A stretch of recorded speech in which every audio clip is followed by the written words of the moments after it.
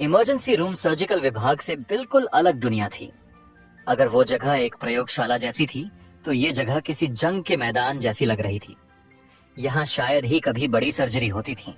ज्यादातर वो छोटी मोटी प्रक्रियाएं करते थे जिन्हें मुश्किल से ही ऑपरेशन कहा जा सकता था। किसी कटे हुए घाव पर टांके लगाना शायद यहाँ का सबसे मुश्किल काम था। इसके अलावा उस जगह पर एक पल का भी आराम नहीं था। इमरजेंसी रूम का मतलब था लगातार ओवरटाइम और बिना रुके काम का अंतहीन सिलसिला।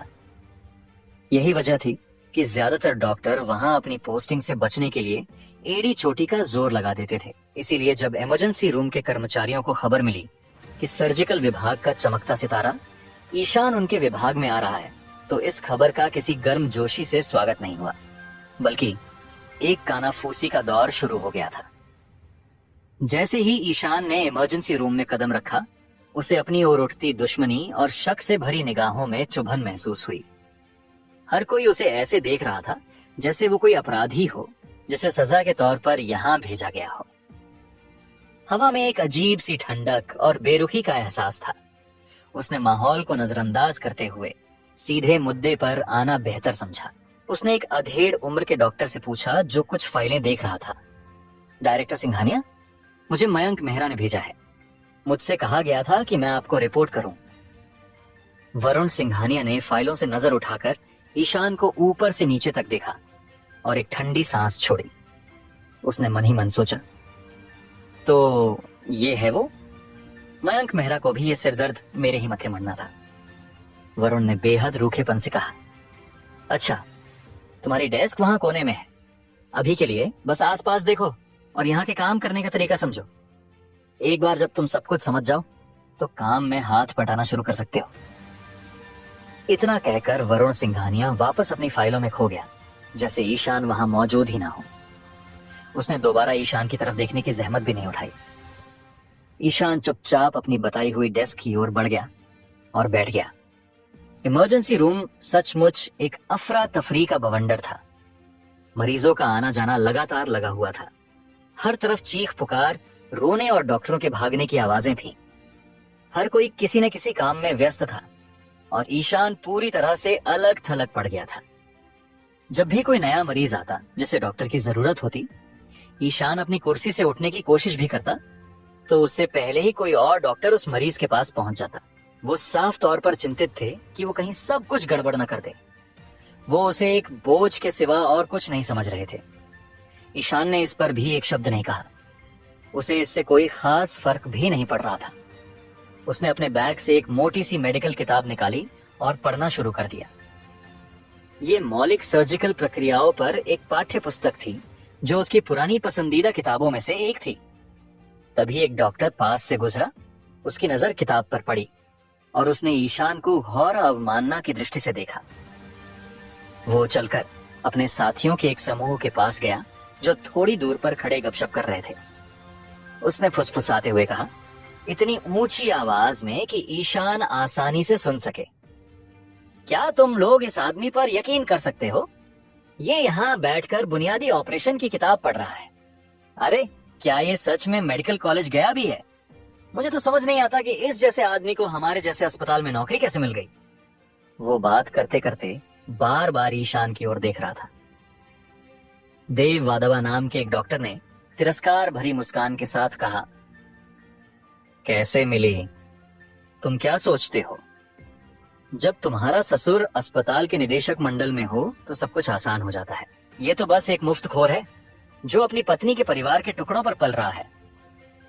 ये सुनकर पूरा समूह दबी हुई जहरीली हंसी हंसने लगा। ये सुनते ही ईशान का चेहरा पत्थर की तरह सख्त हो गया। उसके कानों में देव के शब्द हथौड़े की तरह गूंज रहे थे। उसकी उंगलियां किताब के पन्नों पर इतनी कस गईं कि वो मुड़ने लगे। उसने धीरे धीरे अपनी कुर्सी पीछे धकेली, जिसकी चरमराहट से आसपास का शोर एक पल के लिए थम सा गया। वो उठा और सीधे देव वादवा की ओर चल पड़ा।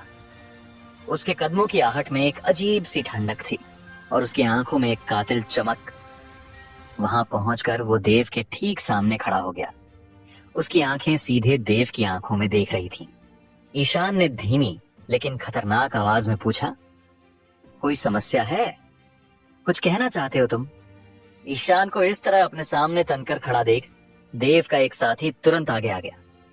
उसने धक्का देने वाले अंदाज में कहा, तुझे क्या प्रॉब्लम है, बोझ कहीं के।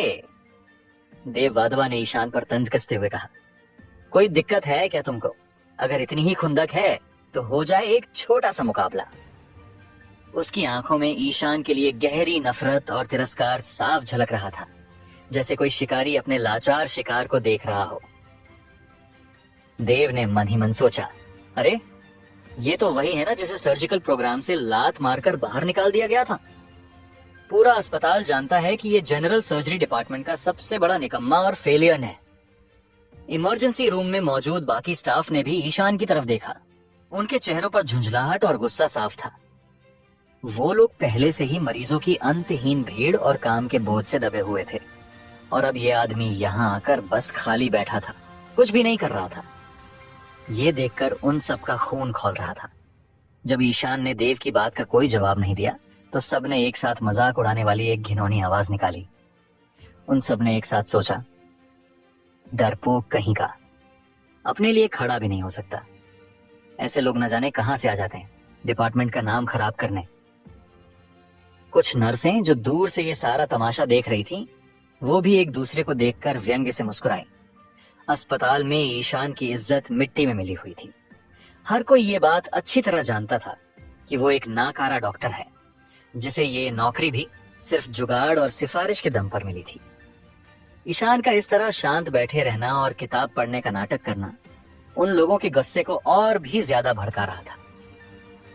देव ने अपने आसपास खड़े दूसरे डॉक्टरों की तरफ इशारा करते हुए पूरे कमरे को सुनाने के अंदाज में ऊंची आवाज में कहा, मेरी तो समझ में ये नहीं आता कि जब उन्होंने इसके जैसे आदमी को यहाँ इमरजेंसी विभाग में काम करने की इजाजत दे दी, तब डायरेक्टर साहब क्या सोच रहे थे। ईशान ने आखिरकार अपनी किताब से नजरें हटाई, लेकिन देव की आंखों में देखने की जहमत नहीं उठाई। उसने बस अपनी नजरें बगल में घुमाते हुए इस तरह लापरवाही से पूछा, जैसे देव का वजूद उसके लिए कोई मायने ही नहीं रखता हो। कैसा मुकाबला। ईशान के इस बेपरवाह और नजरअंदाज करने वाले अंदाज ने देव के गुस्से की आग में घी का काम किया। वो एक जहरीली मुस्कान के साथ मुस्कुराया। देव ने मन ही मन सोचा, बेटा तुझे अब पता चलेगा कि तूने किससे पंगा लिया है। एक अजीब सी उत्तेजना और रोमांच की लहर देव के पूरे शरीर में दौड़ गई। उसकी तेज नजरें इमरजेंसी रूम में किसी सही चुनौती की तलाश में घूमने लगी। तभी उसकी नजर दरवाजे से अंदर आते 2 मरीजों पर पड़ी। देव ने उनकी तरफ इशारा करते हुए कहा, इन दोनों के बारे में क्या ख्याल है? हम दोनों एक एक मरीज लेंगे, देखते हैं कौन बेहतर है। उनमें से एक मरीज, जो कोई 16-17 साल का लड़का लग रहा था, उसने डॉक्टरों के झुंड को देखा और उनकी तरफ बढ़ गया। उसने बड़ी उम्मीद से पूछा, माफ कीजिएगा डॉक्टर साहब, क्या यही इमरजेंसी रूम है? देव ने जवाब दिया, हाँ यही है, क्या हुआ है? लड़के ने कमजोर कांपती हुई आवाज में कहा, मुझे एक डॉक्टर को दिखाना है। पिछले कुछ दिनों से मेरे सीने में बहुत जकड़न महसूस हो रही है और बहुत ज्यादा कमजोरी लग रही है। अभी तो मुझे कुछ ज्यादा ही अजीब लग रहा है, चक्कर से आ रहे हैं। उसके साथ आया व्यक्ति उसे सहारा देकर चलने में मदद कर रहा था। लड़के का चेहरा बिल्कुल पीला पड़ गया था और उसे देखकर कोई भी कह सकता था कि उसकी हालत ठीक नहीं थी। देव ने चेहरे पर एक झूठी मक्खन जैसी मुस्कान लाकर उस लड़के से कहा, ये हमारे जनरल सर्जरी विभाग से आए एक बहुत ही काबिल डॉक्टर हैं। उसने ईशान की तरफ इशारा किया और काबिल शब्द पर इतना जोर दिया कि वहां खड़ा हर शख्स उसका मतलब समझ गया। उसने आगे कहा, ये बहुत हुनरमंद है, तुम इन्हें क्यों नहीं दिखा लेते? ये तुम्हारी अच्छे से जांच करेंगे। देव की बात सुनकर बाकी सब दबी जहरीली जुबान में हंसने लगे। ये एक बहुत ही घटिया और नीच हरकत थी। ईशान को सबके सामने जलील करने की एक सोची समझी बेरहम चाल। उस लड़के ने किसी डूबते हुए इंसान की तरह उम्मीद भरी नजरों से ईशान की तरफ देखा। ईशान ने लड़के की आंखों में झांकती उम्मीद को पढ़ा और गहरी शांति से कहा, ठीक है, मुझे देखने दो। ठीक उसी पल जब हर किसी को उम्मीद थी कि ईशान डरकर पीछे हट जाएगा या कोई बहाना बनाएगा, उसने चुनौती स्वीकार कर ली थी। वहां मौजूद सभी लोग एक पल के लिए हक्के बक्के रह गए, लेकिन फिर अगले ही पल उनके चेहरों पर वही तिरस्कार, और मजाक उड़ाने वाली मुस्कान लौट आई। उन्होंने मन में सोचा, बस दिखावा कर रहा है। क्या इसे अब भी लगता है कि ये कोई बहुत बड़ा सर्जन है? इसे अपनी असली औकात का अंदाजा भी है या नहीं? अगर इसमें जरा भी हुनर होता तो इसे जनरल सर्जरी से लात मारकर इमरजेंसी रूम में क्यों फेंका जाता? वो शायद पहला ऐसा सर्जन था जिसे जनरल सर्जरी विभाग से निकालकर इमरजेंसी रूम में भेजा गया हो। ये किसी अपमान से कम नहीं था। सर्जन का असली काम ऑपरेशन थिएटर में होता है। माना कि इमरजेंसी रूम में भी कुछ छोटी मोटी प्रक्रियाएं होती थीं, लेकिन वो बहुत कम थीं। ज्यादातर काम मामूली जख्मों पर टांके लगाने या रोजमर्रा की सामान्य बीमारियों से निपटने का ही था। इसमें किसी खास तकनीकी कौशल की कोई जरूरत नहीं थी, और यही मुख्य कारण था कि ज्यादातर डॉक्टर इमरजेंसी विभाग में अपनी पोस्टिंग से डरते थे। यहाँ के काम में कोई तकनीकी गहराई नहीं थी, ओवरटाइम की कोई सीमा नहीं थी, और सर्जरी विभाग के मुकाबले वेतन भी बहुत कम था। इन सब के ऊपर काम के अजीबोगरीब घंटे आपकी नींद और आपकी पूरी जिंदगी को तबाह करके रख देते थे। ये जगह किसी करियर के कब्रिस्तान से कम नहीं थी। आपातकालीन कक्ष का शोर, जिसमें मशीनों की धीमी बीप, किसी दूर के मरीज की हल्की कराह और डॉक्टरों के तेज कदमों की आवाज घुली हुई थी। ईशान मल्होत्रा के लिए जैसे थम सा गया था। उसकी दुनिया उसे एक नौजवान मरीज पर सिमट आई थी, जिसका वो बारीकी से मुआयना कर रहा था। ईशान की निगाहें पूरी तरह स्थिर थीं। उसने अपनी धीमी और शांत आवाज में कहा, अपना मुंह खोलिए। नौजवान ने हिचकिचाते हुए अपना मुंह खोला। ईशान ने उसे निर्देश दिया, अब अपने सिर पर धीरे से थपथपाइए। क्या अंदर कोई दबाव महसूस हो रहा है? जैसे ही नौजवान ने अपने सिर को हल्के से थपथपाया, उसके दिमाग के अंदर जैसे किसी ने गर्म सलाख घुसा दी हो। दर्द की एक ऐसी तेज लहर उठी कि उसने अपनी आंखें जोर से भींच लीं। उसका चेहरा पल भर में सफेद पड़ गया, जैसे किसी ने उसके शरीर से सारा खून खींच लिया हो।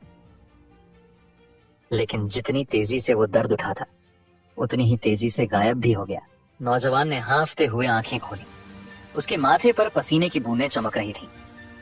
ईशान ने उसे अपनी जीभ बाहर निकालने और आंखों को घुमाने के लिए कहा। ये कुछ मामूली रूटीन जांच थी, लेकिन ईशान का ध्यान उसकी छोटी से छोटी हरकत पर था।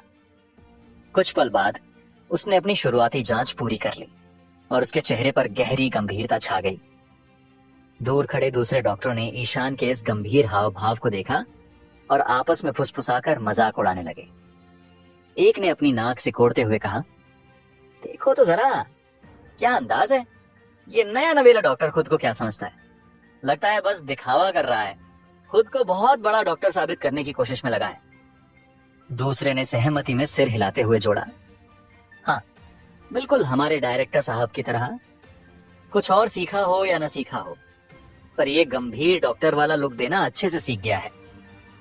वो सब अपनी हंसी दबाने की कोशिश करते हुए हंस पड़े। उनकी नजरों में ईशान के लिए सिर्फ तिरस्कार था। ईशान के चेहरे पर आई गंभीरता को देखकर नौजवान मरीज का कलेजा मुंह को आ गया। उसके पेट में डर की एक अजीब सी ऐंठन उठी। उसने घबराई हुई दबी आवाज में पूछा, डॉक्टर साहब, मुझे क्या हुआ है? सब ठीक तो है ना? उसके बगल में खड़ा दोस्त भी फौरन बोल पड़ा, जी डॉक्टर, प्लीज कुछ कीजिए। इसे पूरे दिन से ऐसा ही महसूस हो रहा है। दर्द आता है और फिर चला जाता है। ईशान ने उसे तसल्ली देने वाले अंदाज में कहा, घबराने की कोई बात नहीं है, शायद कुछ गंभीर ना हो। उसकी आवाज में एक शांति थी जो मरीज के डर को कुछ कम कर रही थी।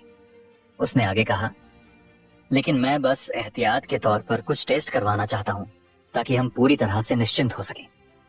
बोलते बोलते ईशान की उंगलियों ने नौजवान की कलाई थाम ली और वो उसकी नब्ज की जांच करने लगा। उसने कुछ पल अपनी आंखें बंद रखीं, पूरी तरह से धड़कनों के उतार चढ़ाव पर ध्यान लगाते हुए। फिर उसने धीरे से सिर हिलाया। अब तक ईशान लगभग निश्चित हो चुका था।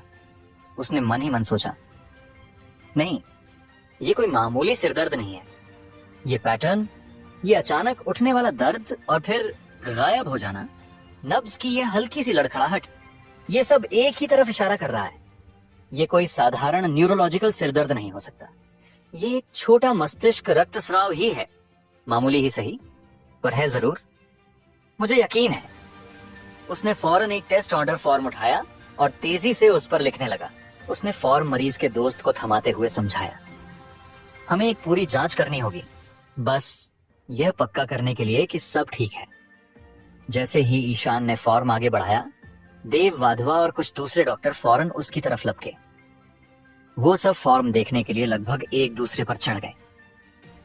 यही वो पल था जिसका वो बेसब्री से इंतजार कर रहे थे, ये देखने का मौका कि ईशान आखिर कर क्या रहा है। आखिर ईशान क्या करना चाहता था? जानने के लिए सुनते रहिए पॉकेट